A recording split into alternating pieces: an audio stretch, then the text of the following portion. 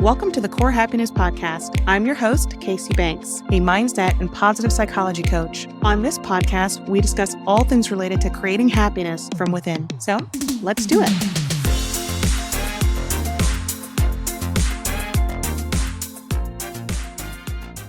Hello, welcome back to the show.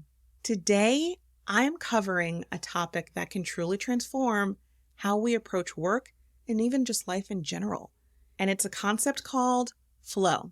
You've probably heard of it thrown around in conversations about peak performance and productivity, but do you know what it really means? And more importantly, how can we tap into it? So by the end of this episode, I'm hoping you'll not only understand what flow is, but you'll have practical strategies on how to get there more often. So let's dive in. Flow is that magical state where you're completely absorbed in a task. Time seems to fly by and everything just clicks. You're not overthinking, you're not distracted, you're simply performing at your best. There was a Hungarian-American psychologist, Kacee, and if I butchered his name, I apologize, but he coined the term flow after studying artists, athletes, and professionals who experience heightened states of productivity and fulfillment while working. Now, to go into the science just for a moment, when you enter a flow state, your brain is releasing a cocktail of chemicals. So dopamine, norepinephrine, endorphins, all of that boosts focus, motivation, and pleasure. It's almost like nature's way of rewarding us for doing meaningful work. And you might have experienced this if you were ever deep in a project or a task and then just realized suddenly, like so many hours had passed and it didn't even feel like you were working or doing anything because you were in the zone. You're like, where did that time go? So why is this important? First, research shows us that being in the flow state can improve productivity by, get this, up to 500%. Okay, that's not just a little boost. That is a complete and total game changer. But the question is, and I had this question, which is why I did the research, how do we get into flow, especially when distractions are literally everywhere all the time? So I was able to break it down into these following tips. Number one, make sure that you're matching your challenge with your skill. Now, what does that mean? It means that flow happens when the challenge of what you're doing meets your skill level.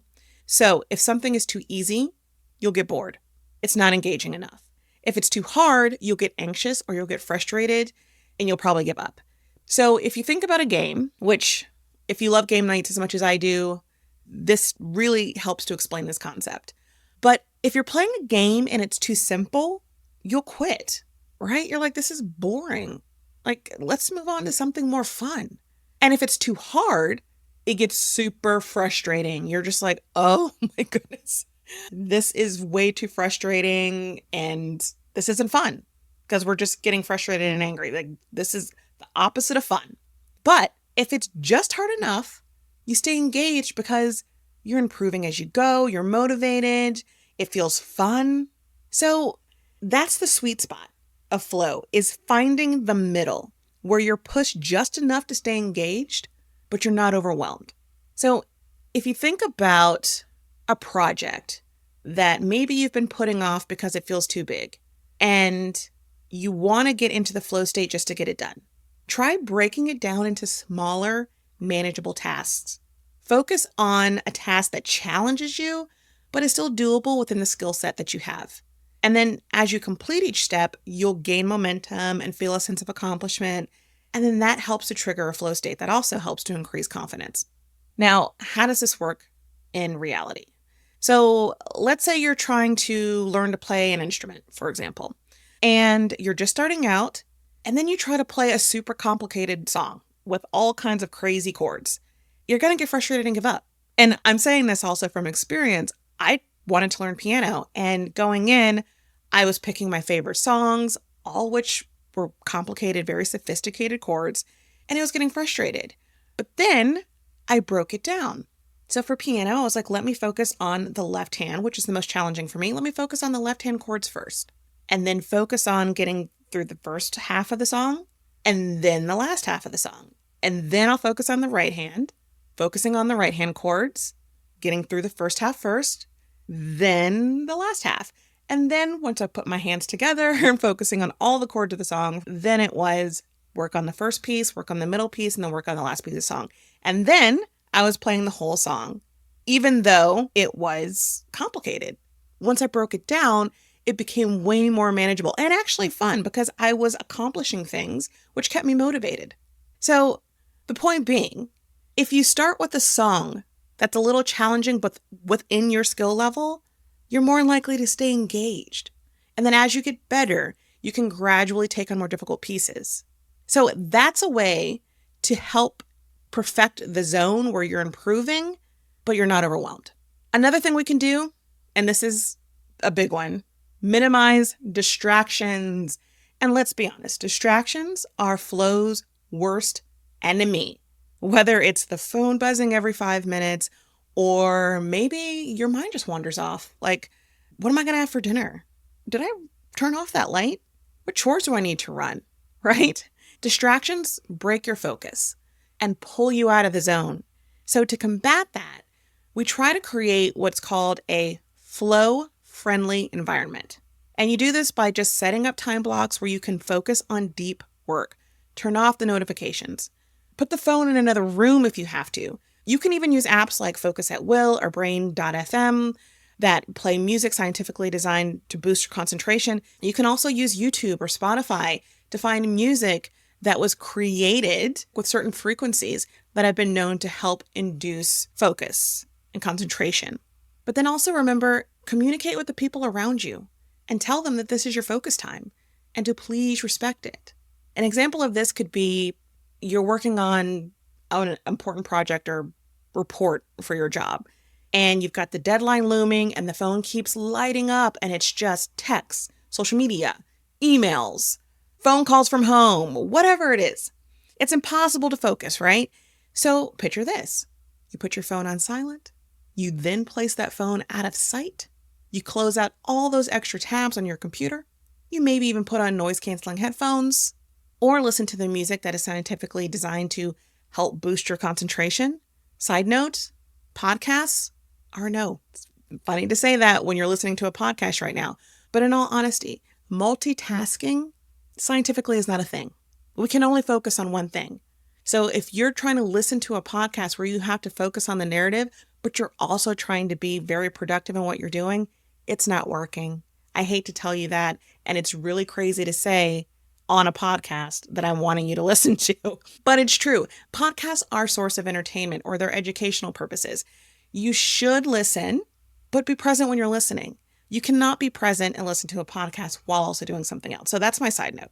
But if you do all of those things, if you listen to the music, put on noise canceling headphones, put your phone out of sight, turn off notifications on all of your devices, then suddenly you realize, hey, I'm able to get into this report. I'm actually able to focus.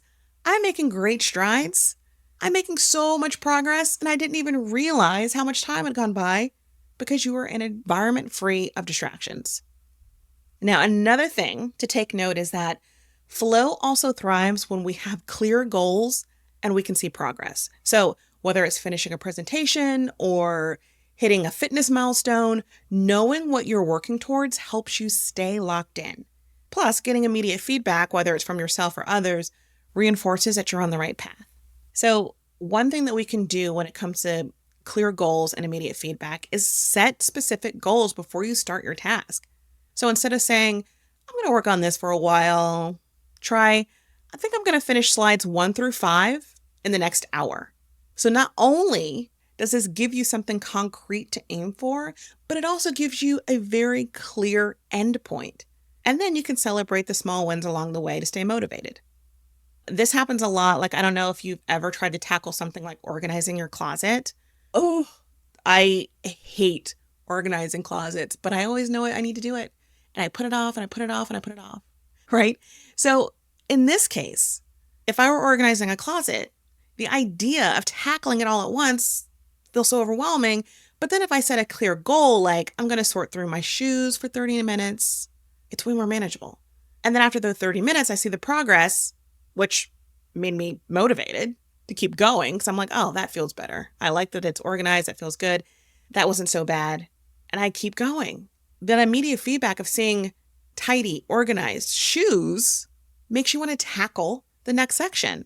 And then I move on to clothes or accessories or whatever it is. So have clear goals that provide immediate feedback because that will help you stay motivated and help you get into that flow state. And then the last tip is timing. We all have different rhythms throughout the day when we're naturally more focused and energized. For some, it's early in the morning. For others, it's late at night. Knowing your peak performance time can help you get into that flow state much faster. So what I usually tell clients when we're talking about productivity is to track not just your task, track your energy and focus levels for 1 week. Note when you most feel in the zone and schedule your most challenging tasks during that time.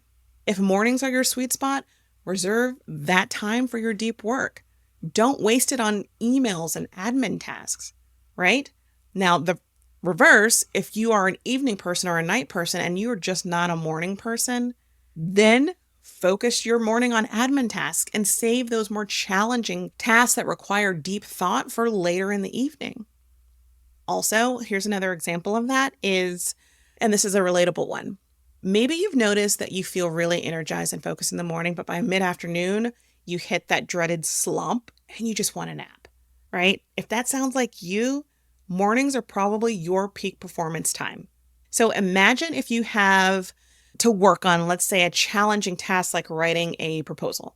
Instead of trying to push through it in the afternoon when you're drained, schedule it for the morning when you're at your best. You can schedule things around your time. The key is to communicate that, especially if it's a work situation or even a home situation. Just, I'm going to be tackling this at this time. And you'll find that you get it done quicker and with higher quality also because you're working with your natural energy flow. So there you have it. Those are the 4 tips that I was able to come up with about getting into flow state that I found are very effective. And we know flow is just not some mystical state that happens by chance. With the right conditions, it's something you can create. And once you do, it can completely transform how productive and fulfilled you feel in your work. The key is to match the challenge with your skill, minimize distractions, set clear goals, and find your peak performance time. And then, as usual, practice makes perfect. So don't go and try to do something and be like, oh my gosh, I really couldn't focus. That did not work for me. Keep working at it. Flow is a skill that you can build over time. So be patient with yourself as you start to implement these tips. And then again, as I always say, celebrate the small wins along the way. Before you go, I'd love to hear your experiences with flow.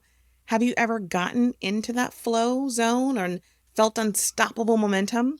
I would love to hear about it. I know Shonda Rhimes, for example, calls it the hum. She says that when she's in the flow state, she hears an actual hum in her brain and she just starts writing it and she just dials in and is focused and time flies by. And her assistant has to come in and say, okay, it's been 5 hours. It's been 6 hours. You have to stop this now. So it can be different for everybody, but I want to hear from you. Share your stories with me on social media. I'm always here for the conversation. I hope you found today's episode helpful. I hope you feel inspired to find your flow and level up your productivity. Thank you for tuning in.